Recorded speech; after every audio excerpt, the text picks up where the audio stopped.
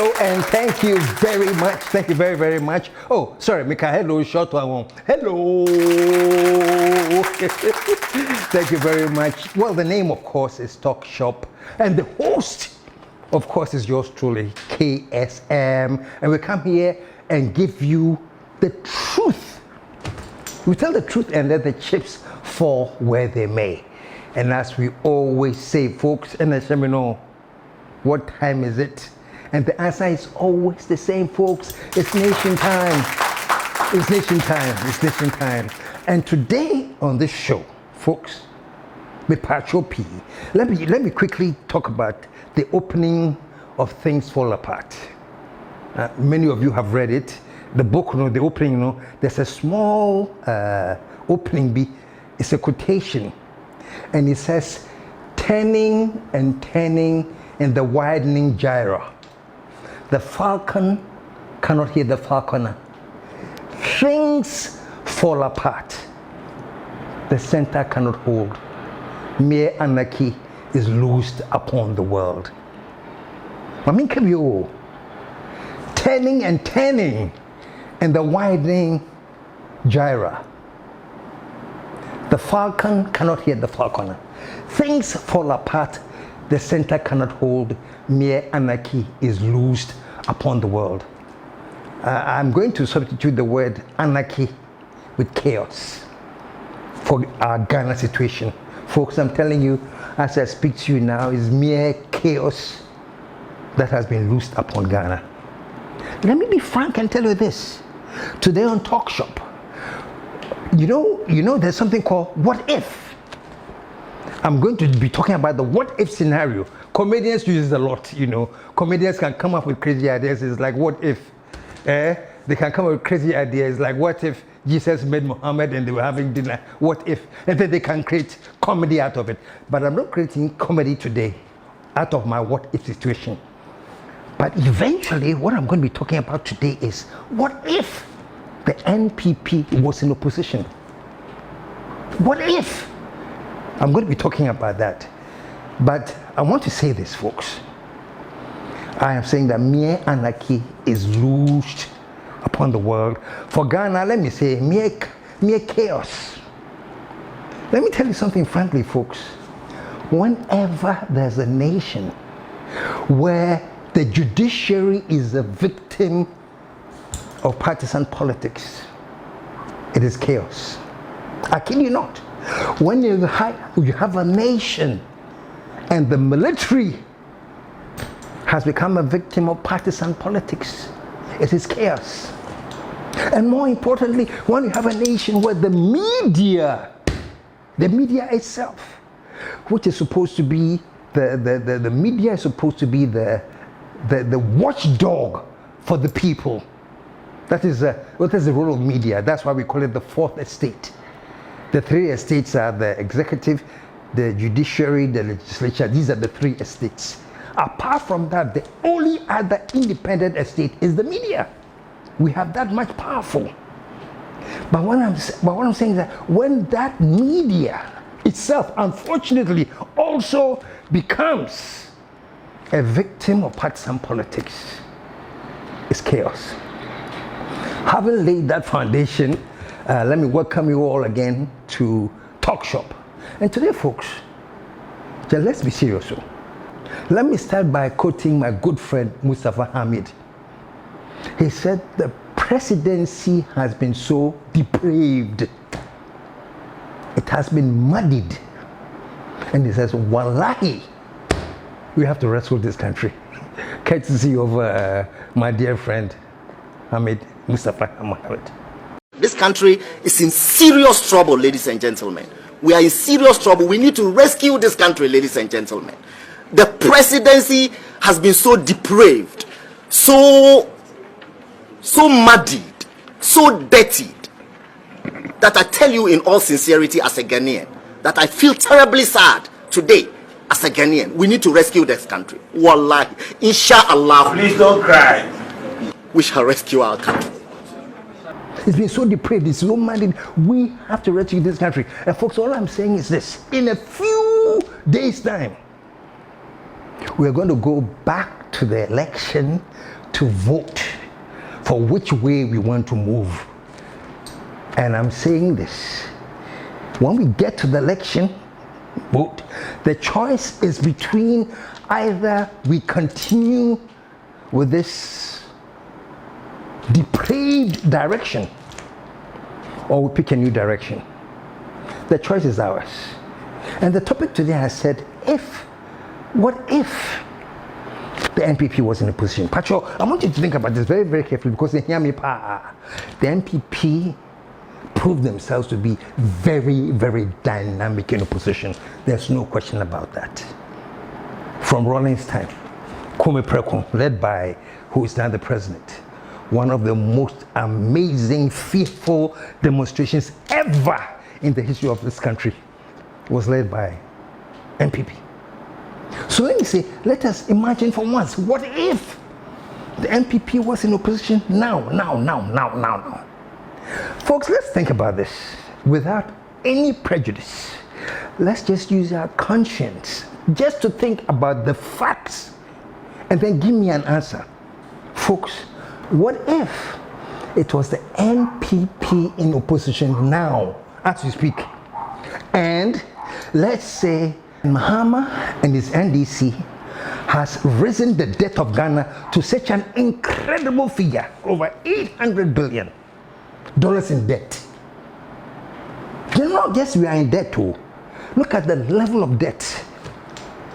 Let's say it wasn't Kenofrato, but it was Sektekbe, who was the finance minister.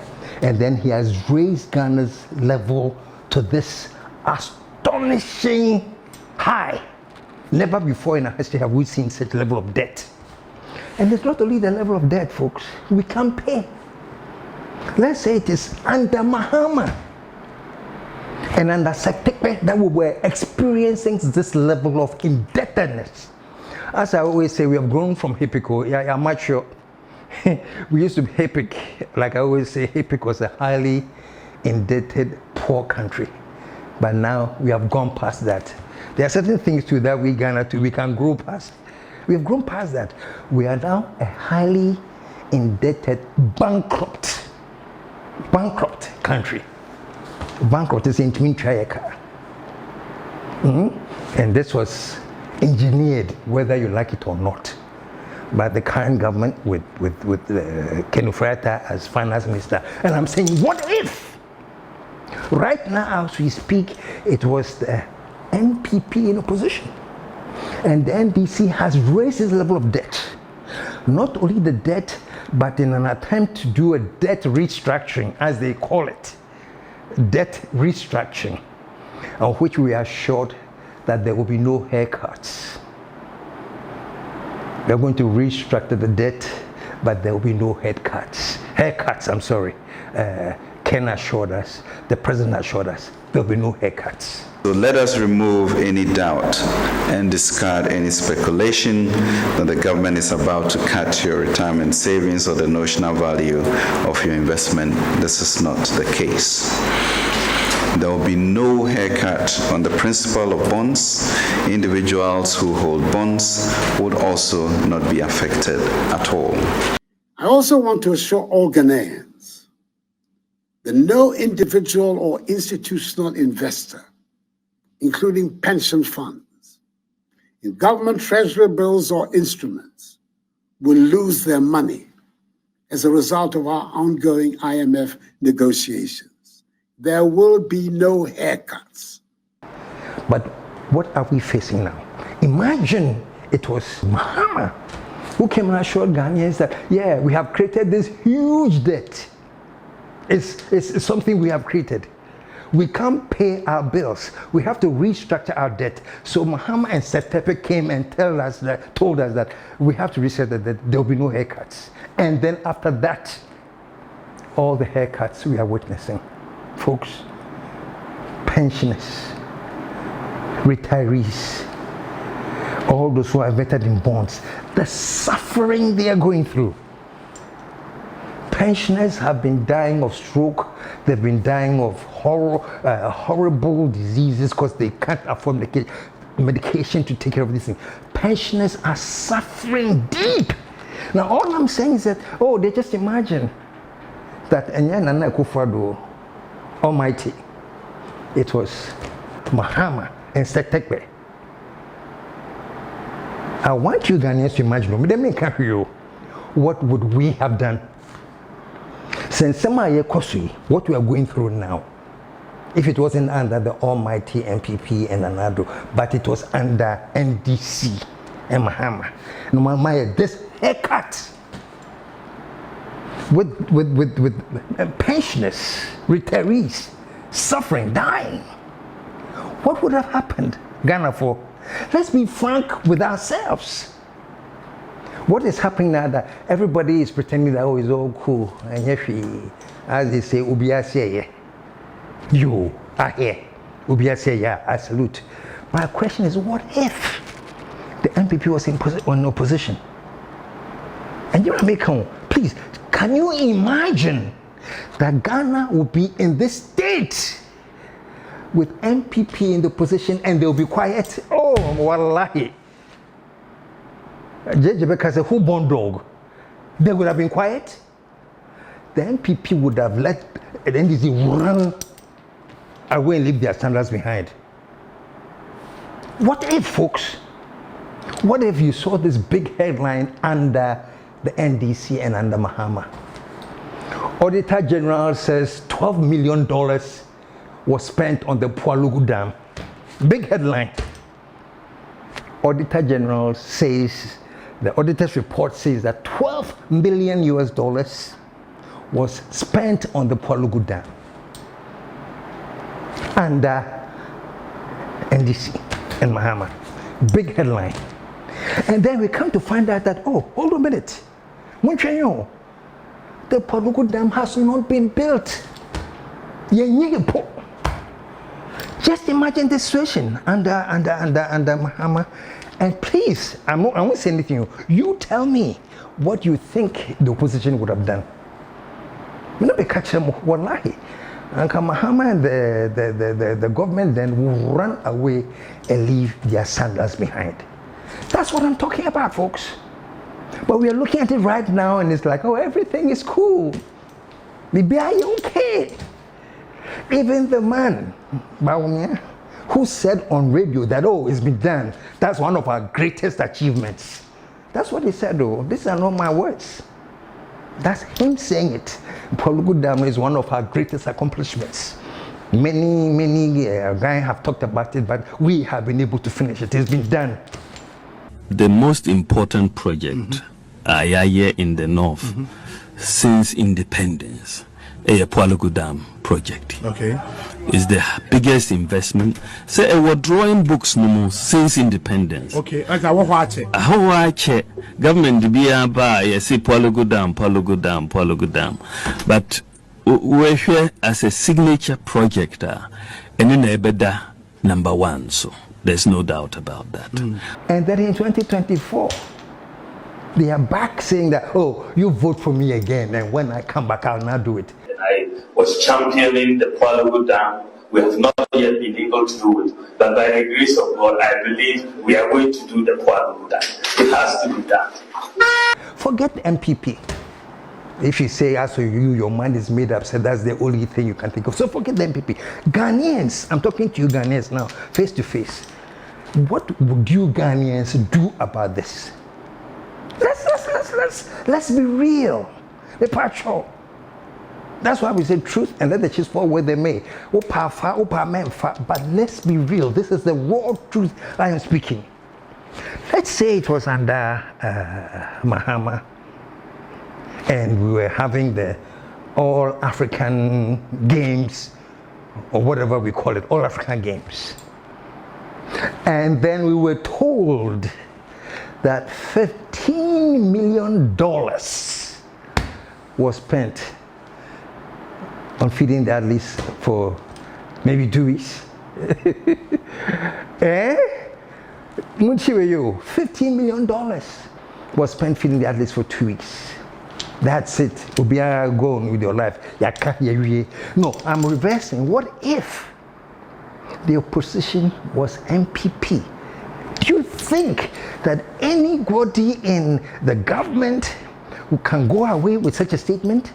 Oh, that we spent $50 million here, the Philly at least, and one end of discussion. Folks, let's think. Let's think.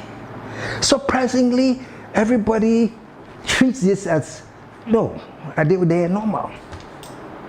Folks, what if NPP was in a position, Mahama was the president, every time he travels, he has to rent a special private jet. Ghana for Yaniso. Ghana for Yaniso.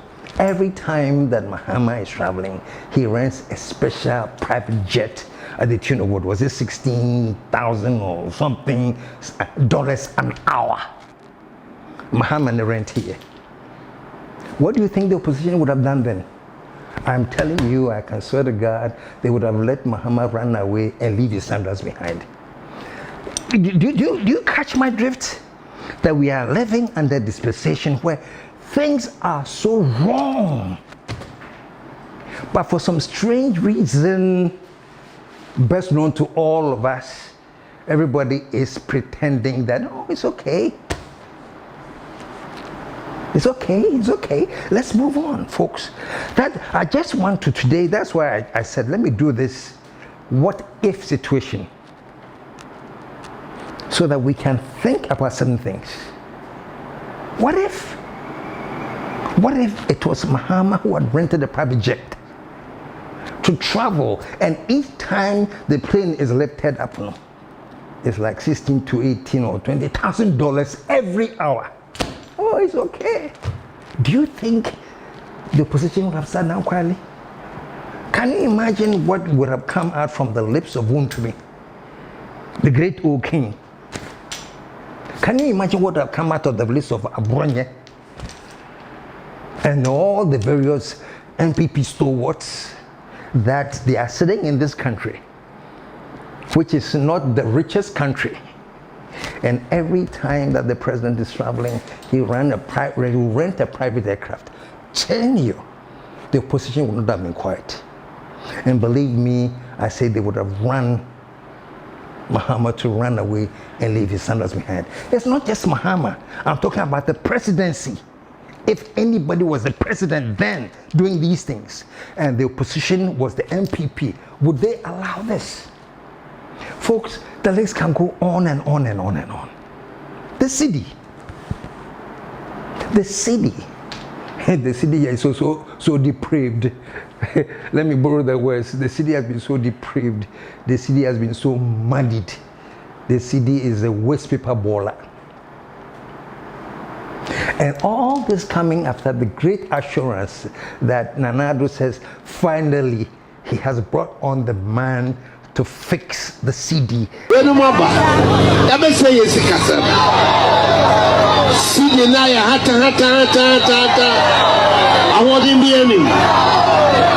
don't see one year deep down the young faso. What was it I said to maybe Muswa, Unya faso? Because Sikano, a Munyedu. Namonia Juma can say a baba ye. The Baba said, near the Celia, a more two, now one is deep down, when your faso. What if I said Muswa, when your faso?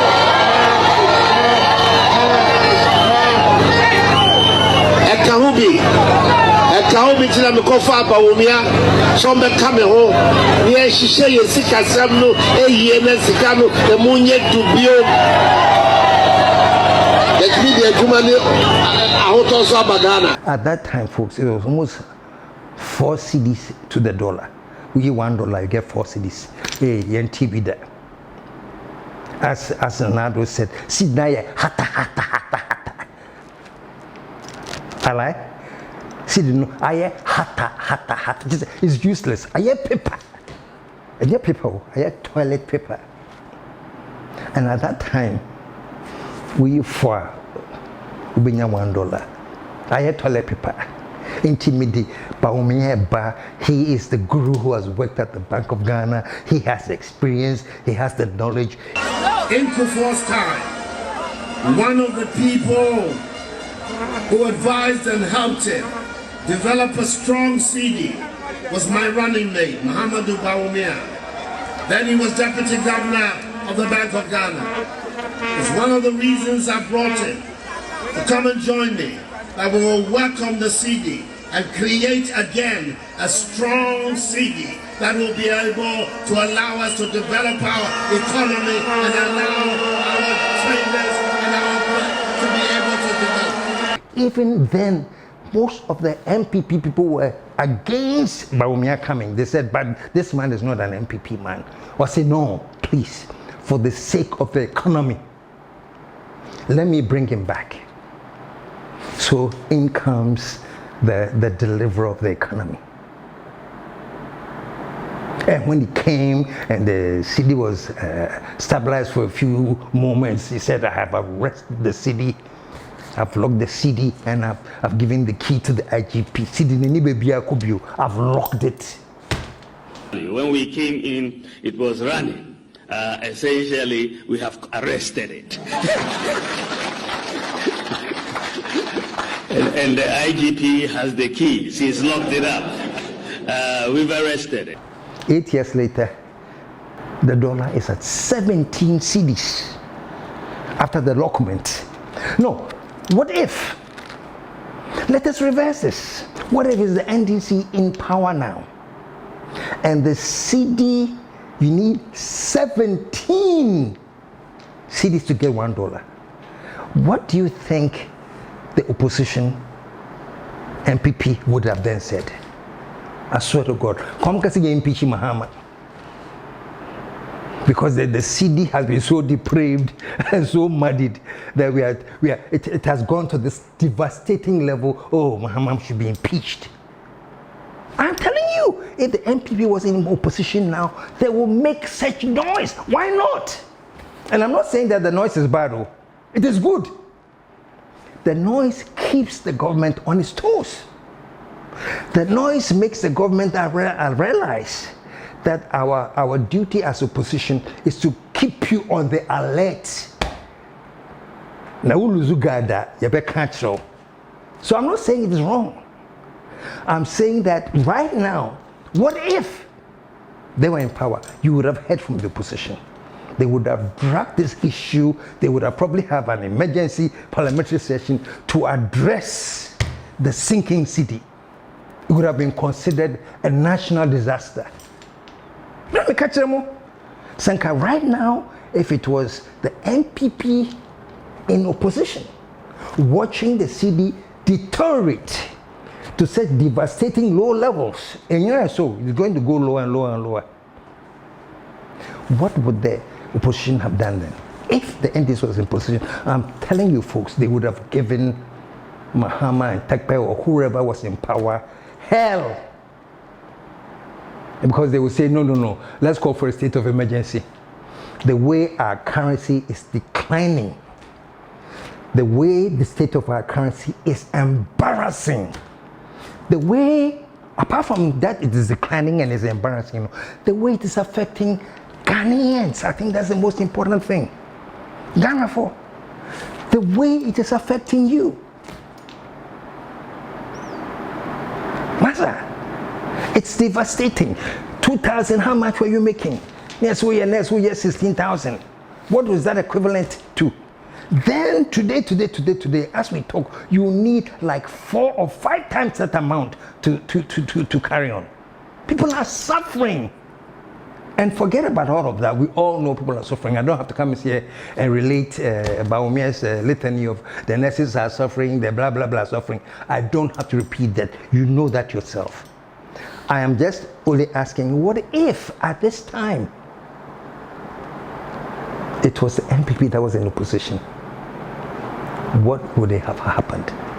Folks, I hope you are appreciating my what if situation. And the reason I'm doing this, and I'll tell you the final reason before I end the show. But what if? What if? Let us move on to the National Cathedral. The National Cathedral, if it was Mahama or some other government who has said that, oh, I like that God made me win the election, so I'm committing to God, I'm building God a National Cathedral, and these are going to be private funds. maybe the churches and the mosque and the private business. I won't touch Abansika. I am not going to touch any government money. I just want to build a cathedral for God. This is my pledge, not the nation's pledge. This is not the pledge of Ghana that we took under oath. This is my pledge that I won the election. I'm pledging to you, I'm building you a national cathedral. This is my project. I am not going to put this as a burden on Ghana. I am here to protect the public purse. I want to protect the public purse. I won't allow anybody to dig into this, to build this cathedral. Let's say Muhammad said that.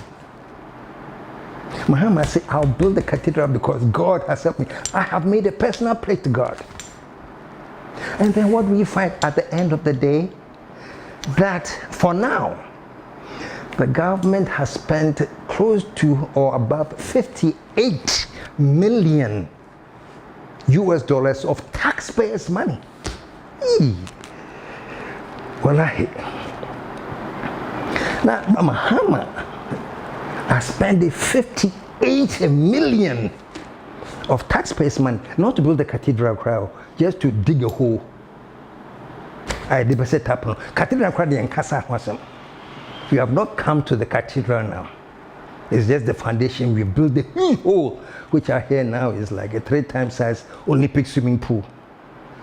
Muhammad $58 million of taxpayers' money. What if, folks? What if it had been the NPP in opposition? I'm not asking NPP, I'm asking you Ghanaians. What do you think the opposition would have said about this by now? And now if the opposition is not going to say anything there, then but as a opposition, as media, as profession, our duty is to safeguard this country. So if this thing can go on and go on free, and there's no iota of noise, that the $58 million has that a who for Ghana. All I want you to answer me today, what would the opposition have done? And my question is, if NPP, if you were in the opposition, would you sit down and watch this? Maybe yes.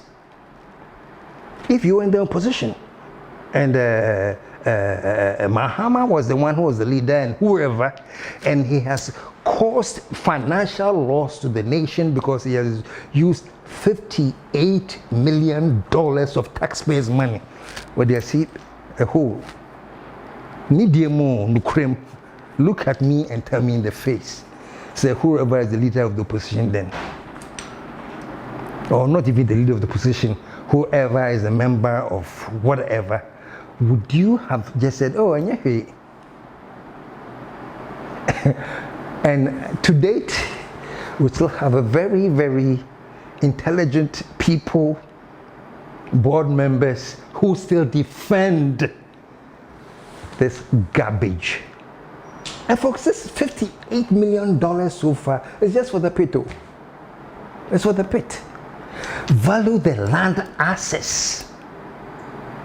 The land, the buildings that were pulled down, the massive buildings that were pulled down, the offices that were pulled down, all because somebody has made a personal pledge. Or let me not say somebody, all because Muhammad has made a pledge to God. Say, Mr. Cathedral. So Muhammad pulls down all the buildings in the area.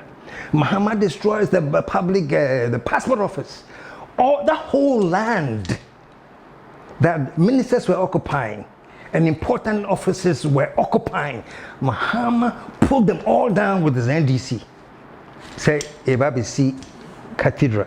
So the $58 million crowd is the pit the Abdago. Can you imagine the cost of the buildings that have been pulled down? I'm telling you, if you calculate it, this is probably in excess of 100 million. Yabuagu in front of all our eyes, and we're all watching. And I'm playing my what if. I am telling you for a fact today, if I'm lying, then people will come and work and say, oh, KSM, you're lying. We would have been very, very happy. Then we know where you stand. I come and say, okay, Sam, you're lying. We'd have been very, very happy with the devastation and the deadness, the cost. Oh, even if we were in opposition there, I would have supported. Please, NPP, I beg you, come out with that statement. That if you happen to have been in opposition, I would have applauded this and be 100% behind it. Please tell us, because it will help us advise ourselves as we go to vote on December 7th. We really want to know where you stand. Today I'm saying, yeah, what if? What if? That's all I'm asking today. Do you remember the PDS? PDS that was set up to all of a sudden be the agency to collect electricity bills and things. PDS was so scandalous that even the US Compact, which had promised Ghana some millions of dollars to support the PDLS, they decided they won't even send the second tranche in because they don't see it. They don't see the transparency. There's a lot of corruption. US crowd suspended that tranche. Can you imagine that at this time it was the NPP in opposition? I swear to God, they wouldn't have stopped there. In opposition, the NPP would have pushed and pushed and pushed and said, somebody caused financial loss. Let us deal with that person. Come here.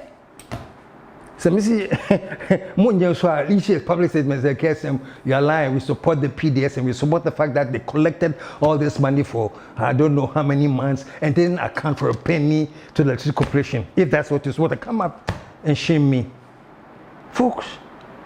So, all I'm saying today is this: December 7th, we have a choice. If you believe, like me, that Ghana is in a very chaotic position. And this has nothing to do with any party. This has to do with Ghana. Ghana is sinking. If you ask me now, I'll tell you that Ghana has sunk to the level, I can't use that word on TV, online. So let me describe what I'm trying to say. Do you know the excrement of the bull? So you know the excrement of a bull. What do you call that? That is where Ghana is now, man. We are swimming in the excrement of a bull. And I'm telling you, the whole point of my show today is that if it was the NPP in opposition and all this excrement of the bull situation that we are looking at today have been caused by Mahama and his cohorts, I'm telling you, the NPP would have impeached him. Because this is beyond incompetence. This is catastrophic. This is a catastrophic failure of immense proportions. It is beyond incompetence. Folks, I'm telling you the truth. Let the chips fall where they may. Even the Bank of Ghana, for the first time in the history of the Ghana, the Bank of Ghana is running at a loss. The facts are there. The governor himself knows that the Bank of Ghana is making miserable losses. And it is at this time that they choose to house themselves in one of the greatest infrastructural edifices in Accra, the Bank Square. At this time, if, I'm telling you, the NPP was in opposition, and Mahama and the then Bank of Ghana had tried to do this considering the level of indebtedness, considering the debt restructuring, considering everything negative that is happening, you would have seen or heard what the NPP would say. I'm telling you once again, they would have let Mahama run and leave his sandals behind. And folks, I'm sorry, I'm telling the truth as I know it. If you agree with me, fine. If you don't, it's okay. But I doubt that anybody can come and tell me that everything I said is not factual. It is factual. Now here's the funny thing, here's the funny thing that with all these lists that I consider deplorable failures, our man, the Almighty Nanado, says he succeeded. He did extremely well. And that the man to replace him, the man of vision and the man of integrity, is Baumia. You listen to this before I end. Jerry John Rawlings, John Ajikun Kufuor, John Dramani Mahama, and myself, and another one. Of all these, Jerry Rawlings had a second term.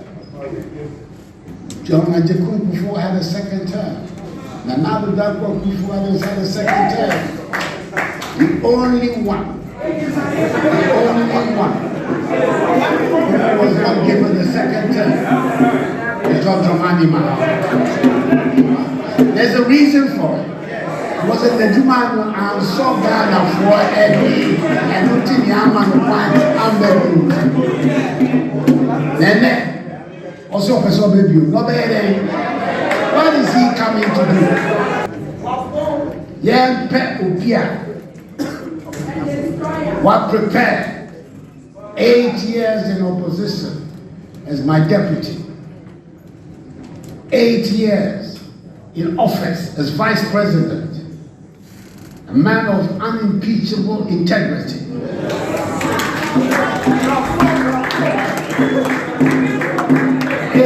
16 years I've been operating in Mantilia.